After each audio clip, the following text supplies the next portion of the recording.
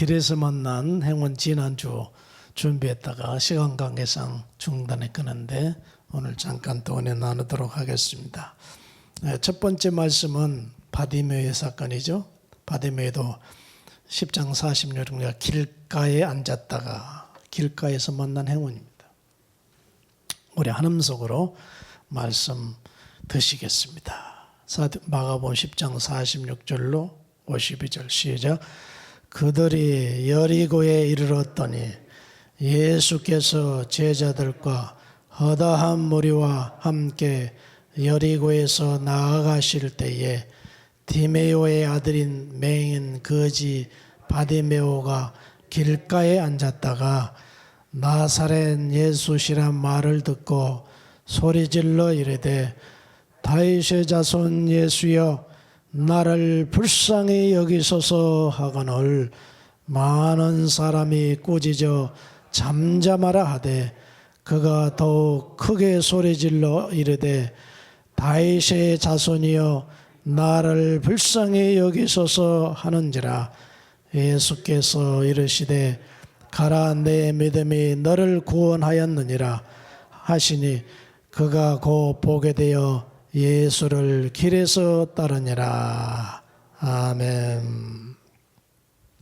너무 잘하는 말씀 내가 자주 이 말씀 통해서 여러분과 같이 은혜를 나누는데 맛있는 고기는 씹으면 씹을수록 맛있듯이 하나님의 말씀도 좋은 말씀은 늘 은혜가 될 줄로 믿습니다.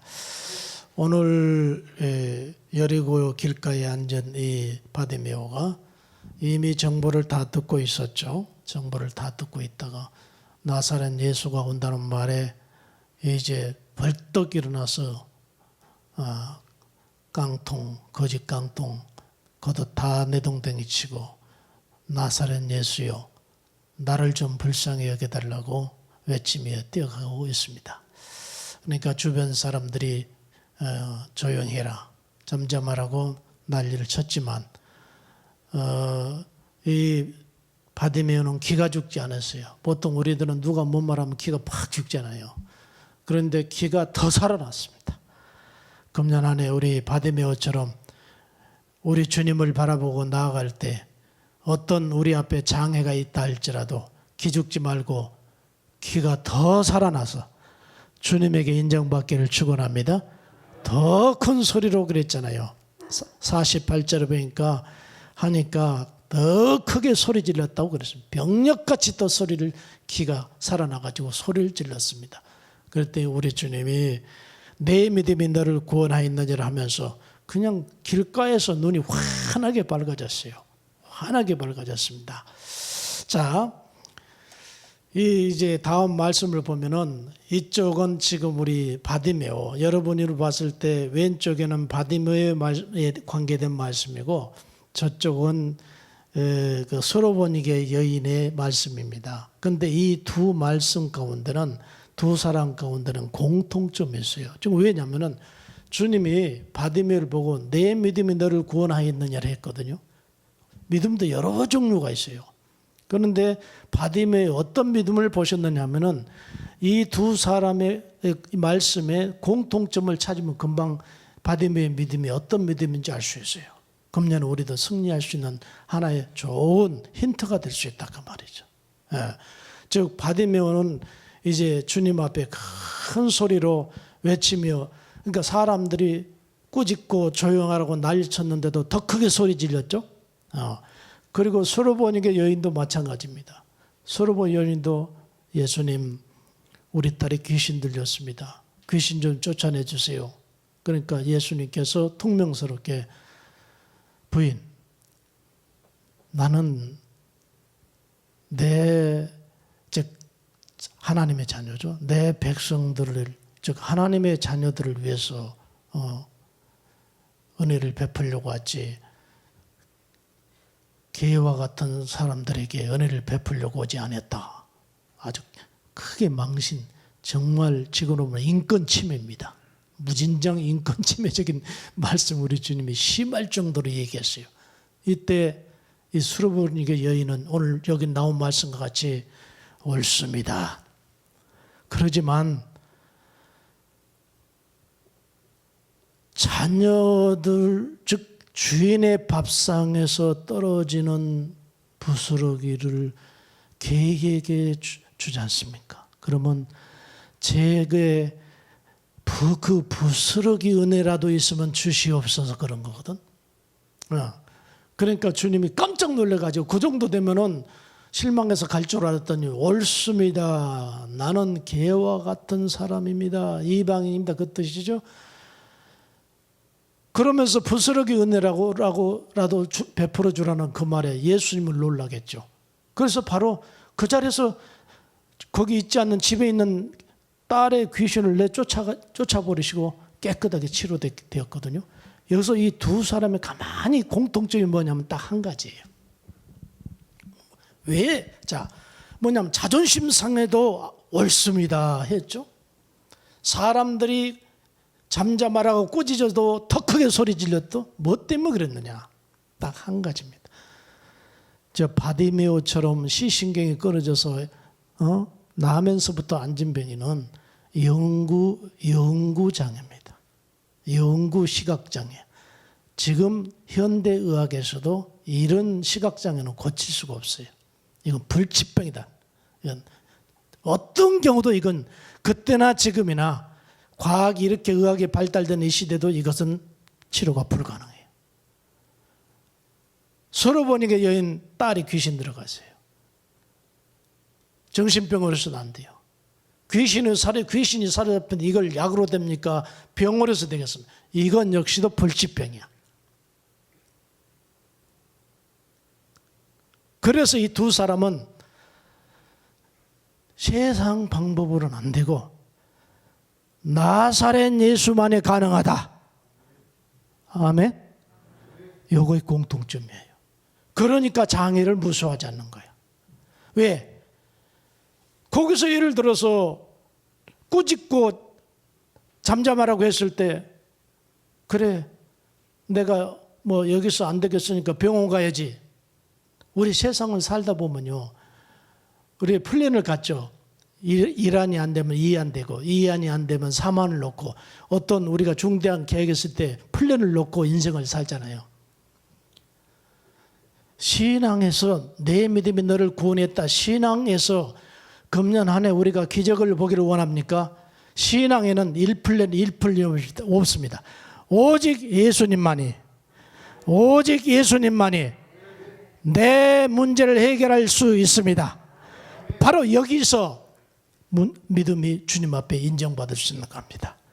우리 인정순복의 성도 여러분, 금년에 이건 내 힘으로도 안 되고 능으로도 안 되고 내 지혜로도 안 되만 주여 이건 주님만이 할 수 있습니다. 한번 우리가 결심했다면 끝까지 기도해서 우리 주님 앞에 인정받아서 우리의 문제를 해결되고 몸의 질병을 치료하고 여러 번은 우리 주님 앞에 큰 은총을 받는 올해가 되길 예수 이름으로 축복합니다. 오직 예수님만이 가능하다. 바로 이 믿음이기 때문에 주님 앞에 매달릴 수밖에 없었더라 그 말입니다. 다음 말씀을 보면은 이 말씀도 우리 잘 아는 말씀입니다. 나인성 과부죠. 나인성 과부. 예수님이 길을 가시다가 온 동네 사람도 울고 그 슬픈 죽음이 있잖아요. 그렇죠? 안타까운 죽음도 있어요. 아니 악한 놈들은 안 들어가고 너무 착하고 말입니다. 너무 사람 좋은 사람이 때에 따라 죽는 경우가 있어요. 그래서 제가 제가 존경하는 교수님이자 목사님이신데 45 정도 되셨는데 천국 가셨다니까. 거기서 조사하시는 분이 그날 조사하는 목사님이 우리 목사님이 너무 착하니까 이 험한 세상 살지 말라고 데려가셨다고 그렇게 조사하시더라고요. 지금 여기 보니까 이 여인은 홀로 돼가지고 자식 하나 보고 지금 살았던 거 아니겠어요? 근데 그 자식이 죽었습니다. 그 어머니가 얼마나 슬피 울며 그 관디에 따라가겠어요. 오직하면 우리 주님이요. 오늘 7장 13절에 누가 보면 7장 13절에 주께서 과부를 보시고 불쌍히 여기시며 울지 말라. 울지 말라. 너무 나는 이제 어떻게 사는지는 막 풀면서 네 아버지 있고 너 혼자 바라보고 살았는데 너마저 내 곁을 떠나면 나는 이제 어떻게 이 세상을 살았냐며. 그러니 동네 사람들이 다 아는 그 처지를 잘 아는데 같이 울고 같이 따라가지 않습니까? 주님이 말입니다. 오직하면 울지 말아요. 울지 말아요. 주님이 궁유를 베푸시고. 그래가지고 여기 오늘 7장 14절에 보니까 관 앞으로 갑자기 주님이 가셔가지고 관에 손을 딱 대십니다. 그러니까 맨자들이 관 앞에서 손을 대니까 더 진행을 못 하잖아요. 장례식 무드로 가는 그 관을 맨 사람들이. 그러니까는 대신에 맨 자들이 그 관을 땅에 내려놓으니까 예수님이 말합니다. 네 어머니 슬퍼하는 거 모르냐? 청년아, 내가 명하노니 일어나라. 그랬더니 관에서 살아나서 여기 누가복음 7장 15절에 죽었던 자가 일어나서 말도 하거늘 예수께서 그거를 어머니에게 주었더라. 금년 안에 제가 축복하겠습니다. 이것 안 되겠다 하는 것 예수 안에서 되게 하는 역사에 있기를 바랍니다. 이거 힘들겠다 하지만 그걸 우리 생각에 주님이 승리하게 하는 역사에 있기를 축원드립니다. 죽었던 것도 살려서 넘겨주지 않습니까? 자, 그런데 여기에 깊은 이 아주 진리가 숨어 있는데 우리가 얼핏 보면은 길가에서 장례식 가는 길가에서 이런 일이 벌어졌어요. 저는 그 여담입니다만은 이렇게 아침에 무슨 일을 보러 갈 때 쭉 가다 보면 꼭 한 번씩 중부고속도로 같은 데 가면은요 장례식 차를 볼 때가 많아요. 내 앞에 장례식 차를 볼 때가 많아요. 그 장례식 큰 그 장례식 관을 싣고 유족들 태우고 가는 거 보잖아요. 그러면 저는 이제 어려서 듣던 말 때문에 하나님이 오늘 은혜를 많이 베푸시겠다. 어렸을 때 그런 얘기를 어른들이 많이 하더라고요. 상해를 보면은 한 달 동안 좋은 일이 있다. 시골에서 죽는 사람 많지 않는 거 그런 얘기를 네 머릿속에 있는데 때에 따라서는 어떤 사람은 기분 나쁘게 생각할 수 있지만 그 생각이 있어서 그런지 저는 장례식 차를 보면은 오늘 주님이 좋은 일이 있겠다. 내 스스로 얘기하는 것이죠. 자, 오늘 장례식의 길가에서 지금 이런 일이 벌어졌는데요. 중요한 것이 있습니다. 오늘 주님이 노방전도 다니시다가 그냥 만난 것 같이 보여요. 아니오시다. 오늘 여러분 속에 오른쪽에 보면은 7장 16절의 말씀이 나오는데 그것만 우리 같이 한번 읽으면서 답을 찾아보죠. 오늘 이 놀라운 은총을 같이 한번 찾아보도록 하겠습니다. 7장 16절 시작. 하나님께 영광을 돌려 이르되 하고 또 하나님께서 자기 백성을 돌보셨다. 여기 답이 있어요. 하나님께서 자기 백성을 돌보셨다. 우리에게 일어난 즉 로마서 8장 30절에 보면 놀라운 말씀이 있는데요. 이런 말씀이에요. 우리를 미리 정하시고 언제부터요? 창세전부터 우리를 미리 정하시고 그리고 그들을 부르시고 여기 있는 우리가 우연찮게 서로가 서로를 만나서 우리가 하나님을 믿게 된 것이 아니라 창조 전부터 우리를 예정하시고 그리고 이 시대에 부르시고 그 다음에 30절에 보니까 부르신 그들을 의롭게 하시고 의롭게 하신 그들을 영화롭게 하셨느니라. 이게 로마서 8장 30절 말씀이야. 즉 이걸 정리하면은 우리를 부르기 전에 창세 전부터 예정하셨습니다. 그리고 우리를 이 시대에 부르셨어요. 다 우리 주님의 섭리인 줄로 믿으시기 바랍니다. 신앙인들은 우연이란 말씀은 절대 안 됩니다. 신학적으로 절대 이단들이나 얘기하셨어요. 우리 신앙인들은 우연은 없습니다. 필연적으로 예정하사 오늘 이 시대에 부르시고 우리를 의롭게 하시고 의롭게 된 우리를 영화롭게 하셨느니라. 이게 바로 하나님의 신학적인 절차요, 정통 신학이에요. 그러면은 오늘 이 나인성 과부를 보면은 우연찮게 길에서 만나서 주님이 이 아이를 살려서 이 여인에게 돌려주는 것이 아니라 다 만세전부터 계획을 가지시고, 성경 기록하고 있잖아요. 계획을 가지시고 오늘 길에서 만나게 하시고, 그리고 그를 살려서 하나님 영광을 받게 하셨더라. 즉 오늘 많은 사람들이 말하기를 하나님께서 자기 백성들을 돌보셨다 이렇게 말씀을 하고 있잖아요. 즉 금년에 중요한 힌트를 하나 드릴게요. 요즘에 그 정인인가 그 아이 계모가 그 아이를 때려서 죽였다는 거 알죠? 제게 그 동영상이 왔는데 너무 비참해서요. 나만 봤어요.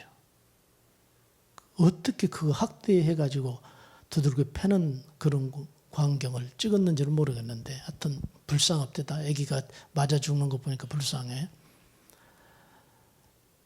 뭐 계모만 그러겠어요? 친자들도 요즘에 그래가지고 요즘에 말이 많이 드는데, 참 안 된 참 슬픈 얘기죠. 그런데 죄송하지만은 오늘 우리가 가장 중요하게 여겨야 되는 건 뭐냐면은 우리가 힘들고 어려운 일이 있다 할지라도 꼭 기억해야 될 것은 자기 백성 하나님의 자녀가 된 이상 주님이 돌보십니다. 책임져 주십니다. 이걸 믿으시기 바랍니다. 책임져 주시는 거예요. 보십시오. 이스라엘 보십시다. 애굽으로 내려갔어요. 야곱이 데리고 내려갔습니다. 자기 백성들을 400년 만에 다시 끌고 올라오시잖아요. 자기 백성들. 이스라엘 백성들이 범죄해서 바벨론 포로가 됐어요. 자기 백성이니까 70년 만에 다시 돌아오게 하시잖아요. AD 70년에 로마에서 이스라엘 백성들을 국가와 국토를 다 잃어버리고 흩어져 버렸습니다. 2000년 동안 자기 국토가 없었어요. 하나님은 자기 백성 사랑하시자 1948년 유엔 결의에서 이스라엘 국토가 이제 마련됐어요. 자기 백성입니다. 오늘 또 이 여인이 마귀의 백성이 아니라 하나님의 백성이었기 때문에 이런 놀라운 축복을 베풀었다. 이렇게 성경은 답을 내리고 있거든요. 그렇기 때문에 중요한 것은 금년 안에 우리가 힘들 수도 있어요. 어려움 당할 수도 있고 우리가 앓을 수도 있습니다. 물질적인 어려움도 당할 수 있어요. 그런데 그보다 더 중요한 것은 내가 주님의 자녀로 사는 것입니다. 내가 주님의 자녀로 사는 이상 우리 주님이 힘들고 어려울 때 나를 오늘 본문에 남편 죽고 자식까지 죽어있는 상황 속에서 주님이 오셔서 은혜를 베푸고 있지 않습니까? 금년 한 해 무엇보다 더 중요한 건 예수님의 자녀로서 꼭 붙어서 우리 주님을 찾고 찾으면 주님이 우리에게 오셔서 자비를 베푼다는 사실을 믿으시고 주님의 자녀로 사시길 주의 이름으로 축원드리겠습니다. 마지막 한 사람을 더 보면은 이제 우리 백부장 일입니다. 백부장. 오늘 마태복음 8장 5절에 보니까 가버나움에 들어가시니 백부장이 나와 뭐라고 합니까? 주여 내 하인이 중풍병으로 집에 누워 몹시 괴로워하나이다. 몹시 괴로워하나이다. 그러니까 우리 예수님이요. 7절에 보니까 내가 가서 고쳐주리라. 바로 응답하죠. 내가 가서 백부장이라서 제가 가서 고쳐드리겠습니다. 염려하지 마세요. 그랬더니 백부장이 하는 얘기가 이거 아닙니다. 저는 그런 의도로 제가 온 거 아닙니다. 무슨 얘기인가요? 선생님의 말씀을 제가 능력을 믿습니다. 이 자리에서 말씀 한마디만 해주시면 제 하인이 살아날 줄로 믿습니다. 이랬거든요. 예. 금년에 우리 주님의 은총을 받으려면은 우리 주님의 말씀의 능력을 믿어야 됩니다. 믿어야 돼요. 예. 제가 이제 오늘 이번 주부터는 좀 낫겠네요. 방역 당국에 얼마나 압력을 넣던지 도망가 버리고 싶었어요. 도망가 버렸는데 외국도 못 도망가겠고 지방에도 못 가겠고 다 묶어놨으니 압력을 계속 넣는 거예요. 그 얘기는 뭐냐? 예배 절대 드리지 말라는 거야. 새벽 예배가 뭐냐? 계속 우리 집사람 고문 갔다 와. 갔다 버려. 그럼 내 입장에는 하나님 앞에 예배는 드려야 되겠는데 예배를 못 드리게 압력을 계속 가는 거야. 별별 압력 다 해봤지. 막 도망가 버려. 신경이 얼마나 예민해. 그런데 어느 순간 그러고 답답해 있는데 저절로요. 내 입에서 무슨 말씀이 튀어나오냐면은 우리가 잘 아는 말씀이요. 마태복음 11장 28절. 수고하고 무거운 짐진 자들아 다 내게로 오라. 내가 너희를 편히 쉬게 하리라. 우리 주님이 갑자기 나도 모르게 이 말씀이 내 입에서 툭 튀어나왔어요. 너무 답답해하고 예민해 있는데 입술이 튀어나왔어요. 아이고 우리 주님이 내 입술에 이런 말씀을 해주셨지. 딱 깨달은 게 뭐냐? 예수님 이러한 것까지라도 주님에게 드렸어야 되는데 드리지 못해서 내가 이렇게 압력을 받고 고통스러워하고 있군요. 죄송합니다. 이제 이 모든 내가 진 짐은 내 짐이 아니라 주님에게 드리겠나이다. 그러고 막 딱 기도 한마디 했어요. 주님에게 내가 가지고 있는 이 무거운 짐을 주님에게 드리겠나이다. 이게 딴 데 지난주에 그랬다니까. 드리겠나이다 했더니 비로소 마음이 편안해지는 걸. 하나님의 말씀은 살았고 원동력이 있어. 예, 그렇습니다. 왜 예수님이 영이시기 때문에 지금 와가지고 우리에게 아무개 집사야, 아무개 권사야, 아무개 장로야, 아무개 목사야 지금 이럴 수는 없잖아요. 중요한 건 주님이 이미 성경에 우리에게 주신 말씀이 지금 우리에게 주신 말씀이에요. 믿으시면 아멘. 지금 이 백부장은요 얼마나 믿음이 컸느냐면은 딴 사람들은 감사합니다. 저희 집에 오셔서 손을 얹고 기도해 주세요 이럴 줄 알았는데 주님이 깜짝 이스라엘 중에서 이만한 믿음을 보지 못했다. 이 믿음은 무슨 믿음이냐? 말씀의 능력을 믿는 거예요. 예수님이 가시지 아니해도 이 자리에서 그대 하에는 나을지어다 말씀 한마디만 나을 줄로 믿습니다. 또 우리 오늘 이 시대는 하나님의 말씀은 예수님의 말씀이 우리 성경 말씀이 기록되어 있잖아요. 말씀 한마디 주여 믿습니다. 이 말씀이 이렇게 기록된 내가 믿지 못해서 내가 믿지 못해가지고 내가 이 문제를 풀지 못했군요. 이번 주라도 할 수 있거든 무슨 말이냐? 다 같이 시작. 할 수 있거든 무슨 말이냐? 믿는 자에게는 능치 못함이 없느니라. 할렐루야. 내 믿음대로 시작. 내 믿음대로 될지어다. 아까 제가 수고하고 시작. 수고하고 무거운 짐진 자들아 다 내게로 오라. 내가 너희를 편히 쉬게 하리라. 아멘. 우리에게 말씀입니다. 우리가 말씀을 그냥 흘러버리고 귀에 없고 입술에 없어서 그러지. 참 이 말씀을 여러분과 은혜 나누게 지난주에 내게 이 말씀이 얼마나 이해드리고 저는 힘들고 어려울 때마다 하나님 말씀을 따라서 말씀 때문에 시험받고 문제 해결받았는데 내가요 그동안에 주님으로부터 이렇게 사역을 수행하는 과정에 있어서 내 머리 짜도 안 됐어요. 내 지혜로도 안 됐습니다. 어느 순간 주님이 말씀을 내게 딱 주시면 그 말씀 붙잡고 저는 문제 해답 6개월 넘은 적이 한 번도 없어요. 그 말씀 하나 주시면 아무리 길어봐야 6개월 정도 기도하면 그 말씀이 이루어지더라고. 예수님 시대만 주의 말씀이 능력 있는 게 아니고 예수님 시대만 주의 말씀이 병자를 고치고 죽은 자를 살리시고 바람을 잔잔케 하는 말씀이 아니라 오늘 이 시대에도 우리 성도들이 주의 말씀을 받아서 아멘하고 묵상할 때에 동일한 이적과 기적이 나타난다는 사실을 믿으시기 바랍니다. 바로 이 어려운 시기에 백부장과 같은 길가에서 만난 우리 예수님을 길가에 만나서 하는 이 믿음처럼 우리 성도님들도 금년에 하나님의 말씀을 읽고 묵상하고 받아서 말씀으로 승리하길 주의 이름으로 축원드리겠습니다. 말씀을 정리하겠습니다. 세 가지 내가 말씀드렸죠.